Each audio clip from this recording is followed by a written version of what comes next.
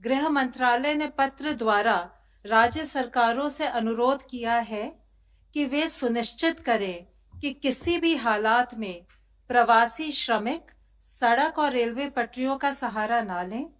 यदि ये सड़क या रेलवे पटरियों पर पैदल यात्रा करते हुए पाए जाते हैं तो उनके लिए बस या ट्रेन द्वारा यात्रा की व्यवस्था करने की चेष्टा की जाए। तब तक उनकी नजदीकी शेल्टर होम में रहने की और उनके लिए भोजन पानी की व्यवस्था की जाए। राज्य सरकारें रेलवे को अपना सहयोग दें ताकि रेलवे अधिक से अधिक श्रमिक स्पेशल ट्रेनें चला पाए और प्रवासी श्रमिक सुचारू रूप से अपने घर वापस जा सके। आज सुबह गृह मंत्रालय ने रेलवे और राज्य सरकारों के नोडल ऑफिसर्स के साथ वीडियो कॉन्फ्रेंस द्वारा स्पेशल ट्रेनों की समीक्षा की ताकि फंसे हुए लोग जल्द से जल्द अपने घर वापस आ सके। इस बात पर जोर दिया गया कि अगले कुछ हफ्तों तक रोज कम से कम 100 श्रमिक स्पेशल ट्रेन चलाई जाए, जिससे श्रमिकों को वापस घर आने में कोई समस्या नहीं आए।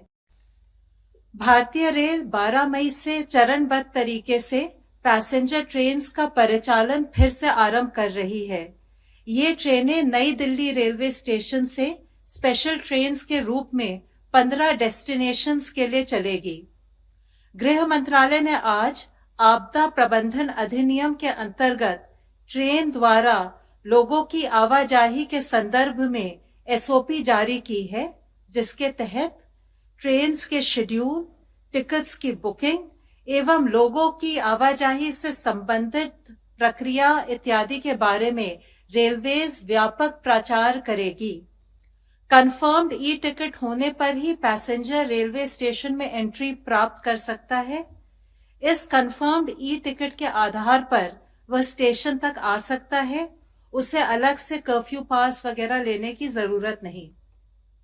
स्टेशन पर पैसेंजर्स की स्क्रीनिंग होगी और केवल एसिम्प्टोमेटिक पैसेंजर्स को ही ट्रेन पर बोर्ड करने की अनुमति दी जाएगी।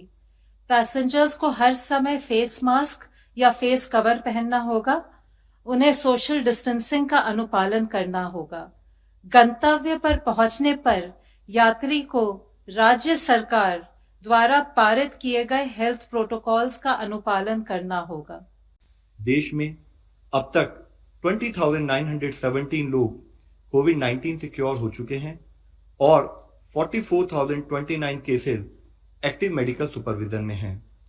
पिछले 24 घंटे में अगर हम देखें तो पाते हैं कि टोटल केसेस में 4,213 केसेस का इंक्रीज नोट किया गया है, पर साथ में ही 1,559 पेशेंट्स क्योर भी हुए हैं।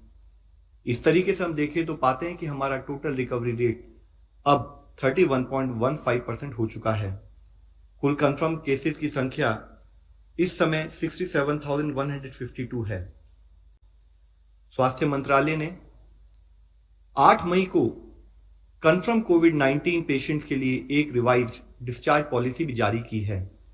यह मिनिस्ट्री द्वारा ऑलरेडी इशूड गाइडलाइंस, जो कि हमारे 3 टियर कोविड फैसिलिटीज और categorisation of patients based on clinical severity उसके साथ अलाइंड है।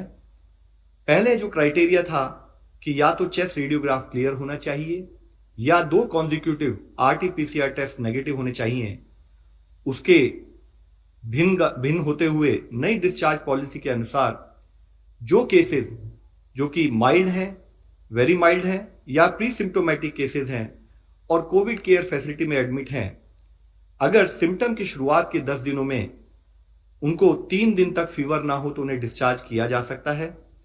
ऐसे समय में डिस्चार्ज से पहले टेस्टिंग करने की आवश्यकता नहीं है, लेकिन डिस्चार्ज के बाद भी 7 दिनों के लिए उन्हें होम आइसोलेशन का पालन करना पड़ेगा। इसके साथ ही जो केसेस मॉडरेट हैं और डेडिकेटेड कोविड हेल्थ सेंटर में एडमिटेड हैं, उनमें से जो पेशेंट 3 दिनों में रिजॉल्व हो जाते हैं जिनके सिम्टम, और जो बिना ऑक्सीजन सपोर्ट के रहते हैं, यानी कि जिनका ऑक्सीजन सैचुरेशन अबव 95% है, ऐसे पेशेंट्स को सिम्टम्स के 10 दिनों के बाद डिस्चार्ज किया जाएगा यदि वह पेशेंट, उनको कोई फीवर ना हो विदाउट एंटीपायरेटिक, उनको कोई ब्रेथलेसनेस के सिम्टम ना हो और उनको ऑक्सीजन की रिक्वायर्ड ना हो। लेकिन इसके साथ ही वह मॉडरेट पेशेंट जिनको फीवर 3 दिन में रिजॉल्व नहीं होता और वह ऑक्सीजन थेरेपी पर कंटिन्यू करते हैं, इन केसेस में पेशेंट्स को तभी डिस्चार्ज किया जाएगा जब उनके क्लिनिकल सिम्टम रिजॉल्व हो जाएं और लगातार 3 दिनों तक ऑक्सीजन सैचुरेशन मेंटेन करने की एबिलिटी हो। यह ध्यान देना चाहिए कि मॉडरेट संबंधित इन केसों में भी डिस्चार्ज से पहले 10 स्टिक की जरूरत नहीं होगी, लेकिन पेशेंट को डिस्चार्ज होने के बाद 7 दिन तक होम आइसोलेशन का पालन करना होगा। स्वास्थ्य मंत्रालय ने 8 मई को कंफर्म कोविड-19 पेशेंट्स के लिए एक रिवाइज्ड डिस्चार्ज पॉलिसी भी जारी की है। यह मिनिस्ट्री द्वारा ऑलरेडी इशूड गाइडलाइंस, जो कि हमारे 3 टियर कोविड फैसिलिटीज और categorisation of patients based on clinical severity, उसके साथ अलाइंड है।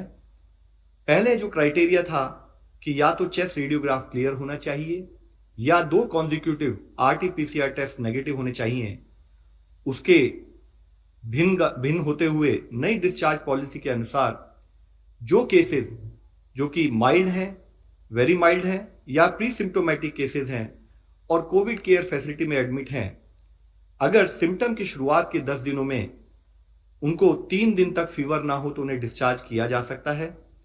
ऐसे समय में डिस्चार्ज से पहले टेस्टिंग करने की आवश्यकता नहीं है, लेकिन डिस्चार्ज के बाद भी 7 दिनों के लिए उन्हें होम आइसोलेशन का पालन करना पड़ेगा।